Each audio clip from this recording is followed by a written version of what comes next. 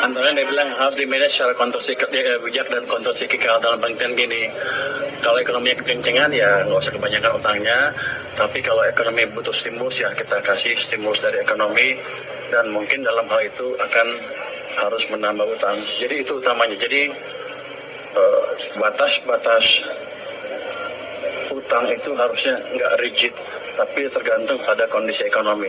Tapi kalau saya lihat ke depan, harusnya kita nggak akan terpaksa menambahkan utang lebih, karena saya akan mendorong pertumbuhan ekonomi lebih cepat, sehingga dengan kondisi yang dengan APBN yang sama, saya akan mendapatkan pertumbuhan ekonomi yang lebih cepat dan pendapatan pajak yang lebih tinggi.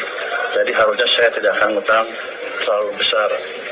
Mungkin saya perkirakan ada kemungkinan utang yang saya terbitkan tidak akan sebesar yang ada di APBN.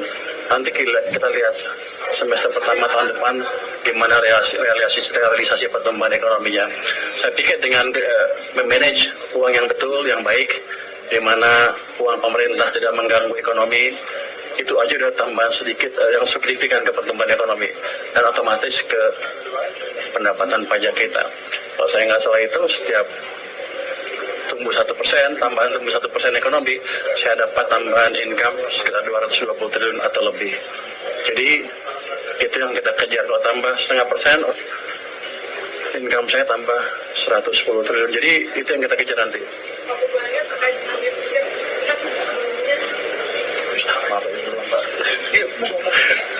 Pak izin kan terkait defisit sebelumnya Presiden menargetkan untuk 2% 2,64, tapi kita lihat APBN tahun depan ini angkanya justru naik dari 2,48 jadi 2,68. Nah ini gimana caranya supaya bridgingnya nanti bisa 0% Pak? Karena market juga butuh kepastian kan soal itu. Anda tadi dengar Demokrat